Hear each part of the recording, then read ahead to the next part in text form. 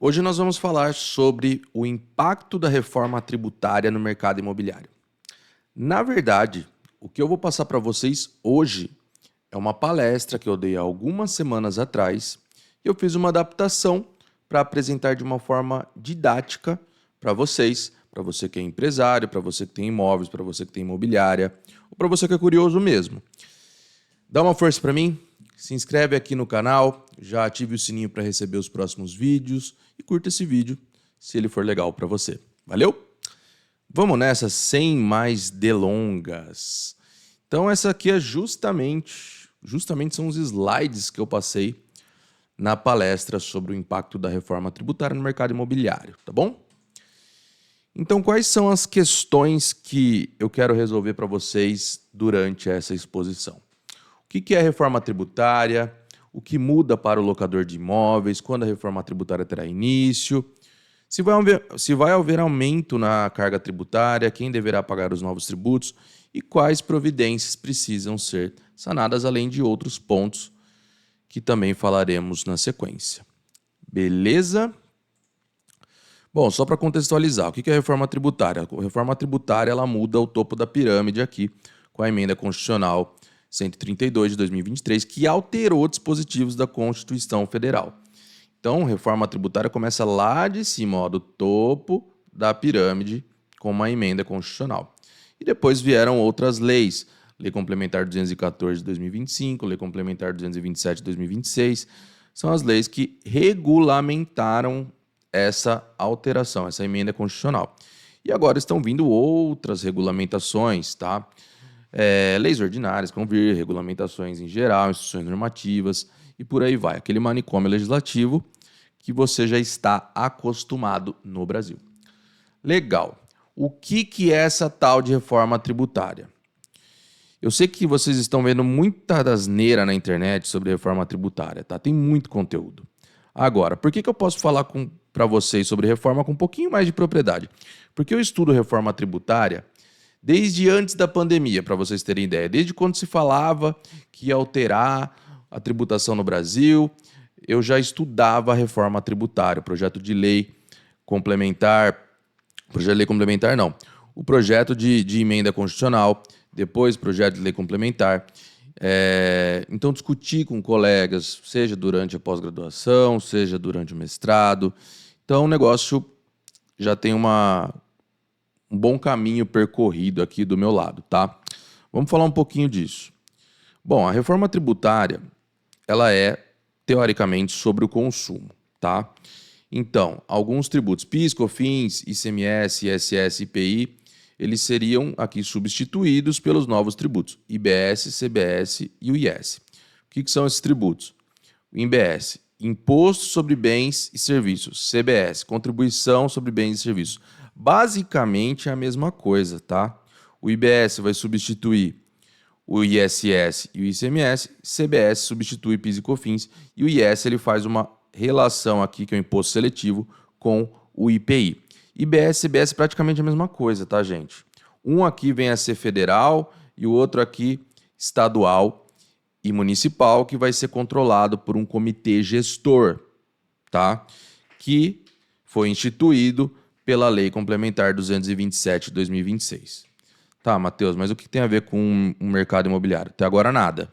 Vamos entender o que aconteceu aqui.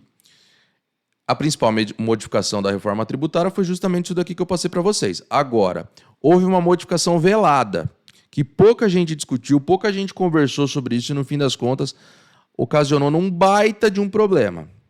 Qual que é esse problema? Bom, houve alterações no ITCMD, que é o imposto sobre heranças, no IPVA.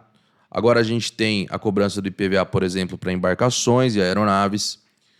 No IPTU, por conta de alterações no valor de referência dos imóveis, a gente vai falar disso. E também no ITBI, pelo mesmo motivo acima, tá? Legal. Com a reforma tributária, houve diversas promessas, tá? Isso aqui que eu estou passando para você, inclusive, são princípios da reforma tributária. Simplificação, transparência, justiça tributária, cooperação, defesa do meio ambiente. Só idiota para olhar para isso aqui e achar que é uma realidade. Desculpa, ou você é muito inocente ou você é idiota. Então, pessoal, Só umas breves considerações aqui para vocês, tá?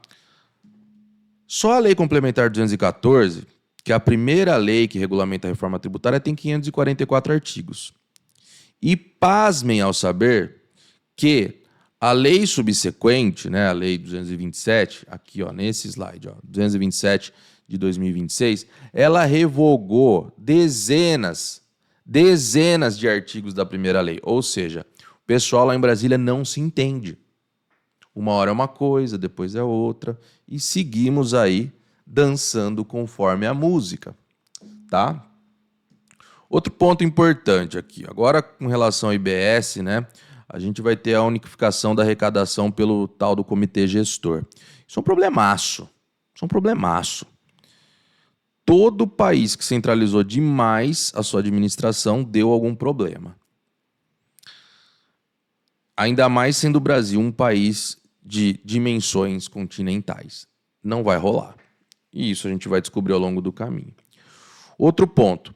A reforma tributária ampliou as hipóteses de incidência, ou seja, agora eu tenho muito mais eventos que eu posso tributar. Houve sim um aumento da carga tributária. Isso também é um ponto que o pessoal falou, vai diminuir a carga tributária. Baita de uma mentira, eu vou provar para vocês até o fim desse vídeo. E também o aumento dos sujeitos passivos, que tem a ver com a atividade imobiliária. Tá vendo? A gente já está começando a falar sobre atividade imobiliária. Vamos seguir? Tributação sobre operações imobiliárias. E aqui entra uma série de eventos, uma série de negócios, digamos assim, que vai haver a nova tributação. Construção e incorporação imobiliária, parcelamento do solo e alienação de bem imóvel. O que é parcelamento do solo? Aqueles empreendimentos, né? Eu vou ter lá um loteamento novo, que vai ter lá 700 lotes, é isso, tá? Locação e arrendamento de bem imóvel, administração e intermediação de bem imóvel, serviço de construção civil. Administração e intermediação de bem imóvel, o que é isso? Imobiliária, gente. Imobiliária rodou aqui com a reforma tributária junto com todos os demais setores. Serviços de construção civil, o próprio nome já diz, tá? Vamos falar sobre a tributação, sobre a venda de imóveis. O que aconteceu aqui? Sobre a venda de imóveis, como é que funcionava até antes da reforma, tá? Se eu vendo um imóvel na pessoa física e eu tenho um lucro sobre esse imóvel, eu vou ter o tal do ganho de capital. Basicamente 15% sobre a diferença entre o valor que eu paguei pelo valor que eu vendi, tá? Agora, na tributação sobre a venda, eu tenho uma situação totalmente diferente. Eu posso ter essa tributação dentro da pessoa jurídica e também pessoa física, tá? E a pessoa física, ela pode ser equiparada, entre aspas, a uma pessoa jurídica sob determinadas situações. O que eu quero dizer com isso? A princípio, o contribuinte do IBS e da CBS é a pessoa jurídica, legal? Porém, em alguns casos, a pessoa física pode vir a ser contribuinte do IBS e da CBS. E isso é um problemão, tá? Regra geral, pessoa física não paga IBS ou CBS nessas operações de venda de imóvel. Mas, nessas situações, a pessoa física vai ser obrigada a pagar. Vou te explicar. Hipótese número 1, tá? O que acontece? Se no ano calendário anterior, vamos supor, tá? Exemplo, estamos em 2026. Se em 2025 aquela pessoa física vendeu mais de 3 imóveis distintos, tá? E desde que todos tenham sido adquiridos há menos de 5 anos, ela vai pagar o IBS e o CBS sobre aquela operação. Mateus, se eu vendi 3 imóveis distintos dentro do ano calendário de 2025, todos adquiridos há menos de 5 anos, eu sou contribuinte do IBS e CBS? Não. Não, porque os requisitos aqui são cumulativos. Vendi 2 imóveis, todos adquiridos há menos de 5 anos. Não sou contribuinte do IBS e da CBS. Vendi, vamos lá, mais de 3 imóveis distintos, só que pelo menos um deles foi adquirido há mais de 5 anos. Eu sou contribuinte? Não. Entenderam? Os requisitos aqui são cumulativos, vai ter que fazer essa análise toda vez, tá? Hipótese número 2. Se no ano calendário anterior, então de novo no nosso exemplo, estou em 2026, se no ano calendário anterior, 2020... Alô, alô? Se no ano calendário anterior, em 2025, houve a venda de mais de um imóvel, ou seja, 2 ou mais, construídos pela pessoa física nos 5 anos anteriores à data de alienação, ou seja, venda. Qual que é o racional da legislação aqui? O governo quer pegar aquela pessoa que constrói 1, 2, 3 casinhas por ano e vende. Aquela pessoa que constrói, vende. Repare que, de novo, o requisito ele é cumulativo. Se no ano, por exemplo, de 2025, eu, Matheus, eu construí uma casinha e a vendi, eu sou contribuinte do IBS-CBS? Não. Tá. E se forem 2 casinhas? Sim, sou contribuinte do IBS-CBS. Então, reparem que a legislação, ela quer fechar o cerco. Ela não quer deixar ninguém escapar. Tá. Agora, o que é o conceito de imóvel distinto? Por que eu deixei isso daqui, essa provocação? Porque a própria legislação ela vai trazer, a regulamentação, quer dizer, vai trazer o que é imóvel distinto. Então, não existe ainda um conceito para isso. Embora, né, o próprio nome diga o que é imóvel distinto, né, a gente pode imaginar um imóvel que tem uma matrícula diversa, por exemplo. Vamos ver o que vai sair nessa regulamentação. Bom, tributação sobre a venda alíquota estimada. Qual que é a alíquota do IVA? Que é o IVA dual, o CBS e o IBS. A alíquota está estimada em 27%, tá? Só que para venda de imóveis é trazida uma redução de 50%. Então essa alíquota vai para 13,50%. Agora nessa simulação, imagina a tributação da venda de imóvel na pessoa física quando essa pessoa física é contribuinte do IBS, CBS, nessas situações aqui que eu trouxe no slide anterior. Legal. Além do imposto de renda sobre o ganho de capital, de 15% em regra, tá? O ganho de capital ele tem uma alíquota progressiva, tá? Eu tenho que pagar também o IVA de 13,50%. Agora eu pergunto para você, caro ouvinte. Será que vai ser viável trabalhar na pessoa física? Acho que não. É só fazer conta. Alguém tem que pagar essa conta. Ficou claro até aqui? Tributação sobre a venda de imóvel, regra geral, é isso aqui, tá, gente? Vamos pensar agora na tributação sobre locação ordinária. Não vou falar aqui sobre locação por temporada, que é outros 500, eu vou gravar outro vídeo, tá? Da mesma forma, eu posso ter ocasiões em que a pessoa física ela é contribuinte do IBS e do CBS. Beleza? Hipóteses de locação. Hipótese 1. Se no ano calendário anterior, a pessoa física faturou, receita bruta, tá? Teve um faturamento que exceda 240 mil ao ano, com mais de 3 imóveis distintos. Então vamos lá. Se no ano calendário 2025 eu faturei 241 mil com receita de locação, com 3 imóveis distintos, eu sou contribuinte? Não. Agora, e se fossem 4 imóveis? Sim. Aí sim eu seria contribuinte do IBS e da CBS. E se fossem mais de 3 imóveis distintos, por exemplo, 4, e a receita não ultrapassasse os 240 mil, eu seria contribuinte? Não. De novo, são requisitos cumulativos. Legal? Top. Hipótese número 2. Se no ano calendário anterior eu tive um faturamento que exceda 288 mil ao ano com 1, 2 ou 3 imóveis.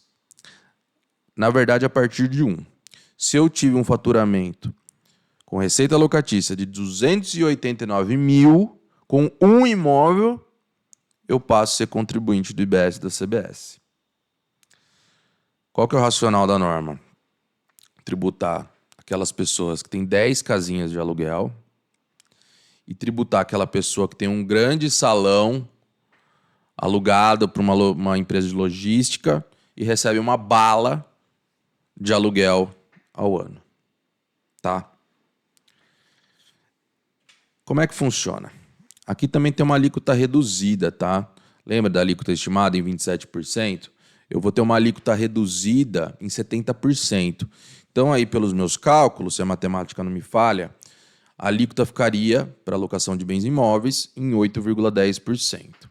Agora, se eu sou contribuinte do IBS-CBS, eu tenho o IR, né, regra geral, 27,5%, imposto de renda da pessoa física, mais o IVA. De novo, pergunto a vocês. Vocês entendem? Você entende que isso é viável? Gente, para mim não faz o menor sentido. Olha quanto vai custar para a pessoa física. Não é mais viável o negócio. Tá. Já estamos em 16 minutos de vídeo. Vou correr mais um pouco aqui para não deixar vocês entediados. Até porque eu sei que a atenção do ser humano é limitada a certo tempo. Com a reforma tributária vem também o CIB, criação do CIB, o Cadastro Imobiliário Brasileiro. O que é isso, Matheus? Bom, é o CPF dos imóveis. É um cadastro nacional que vai fazer o cruzamento de informações de cartórios, prefeituras e, acredito eu, que todo tipo de informação que envolva bens imóveis. Para que isso? Para fiscalizar, para cobrar mais, para lavrar auto de infração se você não estiver seguindo as regras. Então, se antes não existia uma integração efetiva das informações, por exemplo, de prefeituras com cartórios com o próprio comitê gestor, né? Agora a gente vai ter uma fiscalização muito maior em relação a esse mercado, tá? Outro ponto que mudou, valor de referência, base de cálculo, aqui é importantíssimo. Sabe aquela história de valor venal? Esquece. Não tem mais. Valor venal não existe mais. Agora a gente tem valor de referência, que é a base de cálculo para alguns tributos, por exemplo, tá? Por exemplo, o próprio TBI, TCMD. O que diz o artigo 256 da Lei Complementar 214? As administrações tributárias poderão apurar o valor de referência do imóvel na forma do regulamento, que eu não sei qual é, por meio de metodologia específica para estimar o valor de mercado dos bens imóveis. Na verdade, não é que eu não sei qual é, não existe ainda, tá? Então, o que acontece? Agora, a legislação ela vai poder adotar critérios para avaliar aquele bem imóvel.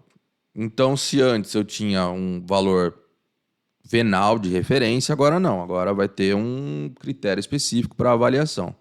É muito provável que o valor dos imóveis vão subir. E nesse sentido, se o valor dos imóveis sobem, as suas respectivas bases de cálculo, que é o valor do imóvel, também.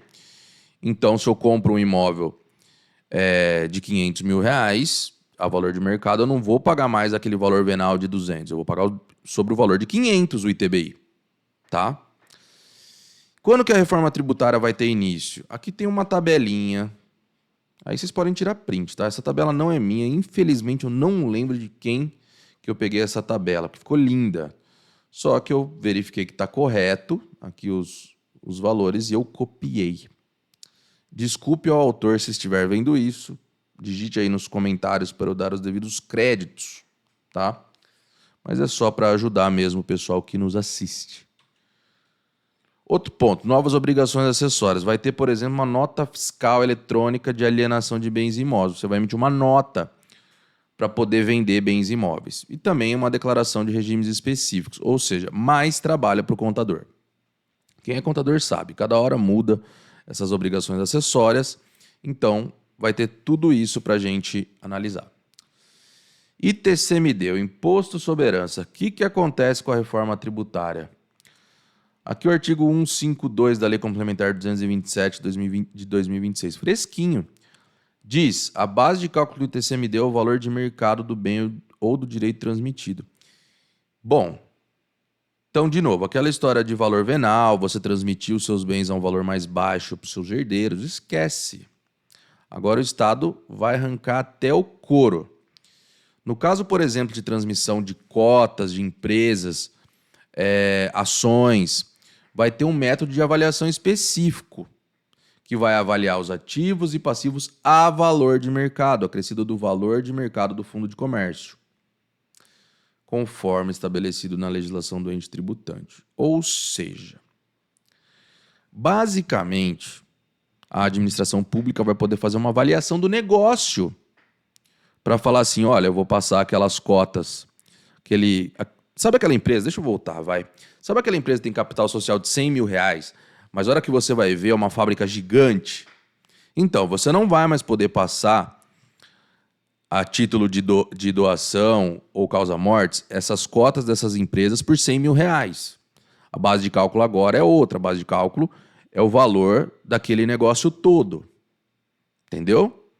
Como é que vai acontecer essa avaliação? Como é que vai acontecer essa fiscalização? Não sei, ninguém sabe, tá? A questão é, eu vou ter muito litígio envolvendo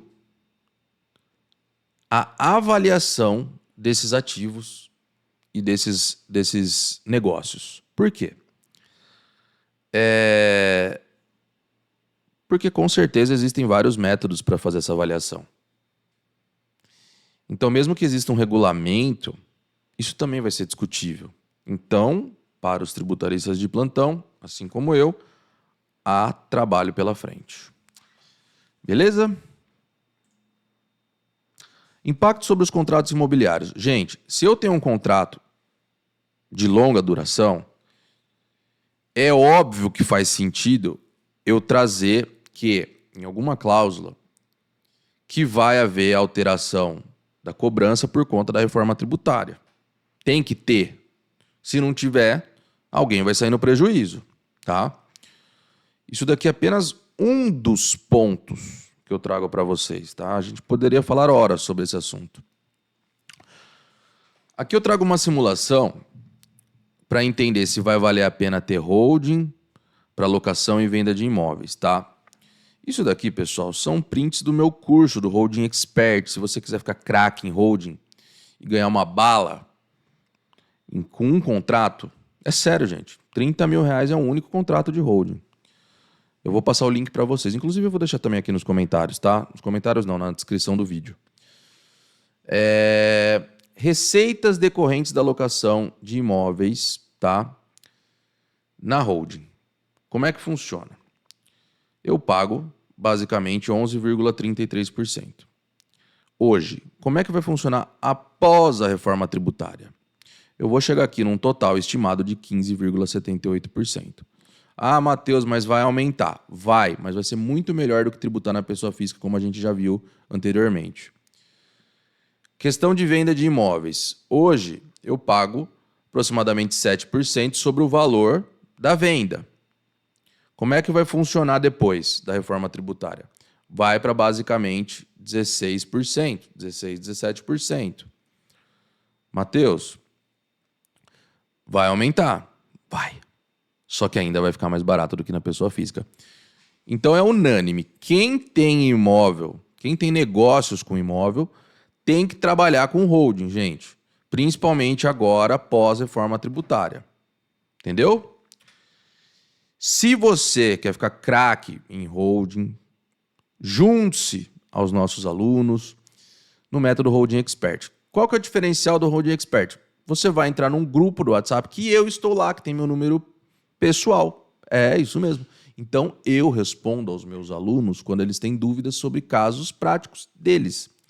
Então, se você quiser participar dessa comunidade de advogados bem-sucedidos, que fazem 30 mil reais com um único contrato, coloca aí o seu celular no QR Code. Vou deixar mais um pouquinho. 1, 2, 3. Fechou? E é isso aí, galera. Finalizada a nossa palestrinha aqui. Foi express. A palestra que eu dei presencialmente foi 1h30, mas eu não quero aborrecer vocês com muito tempo aqui falando, nesse monólogo. Nos vemos no próximo vídeo. Deixa aqui nos comentários sugestões de assuntos que vocês querem que eu aborde. Valeu? Abração!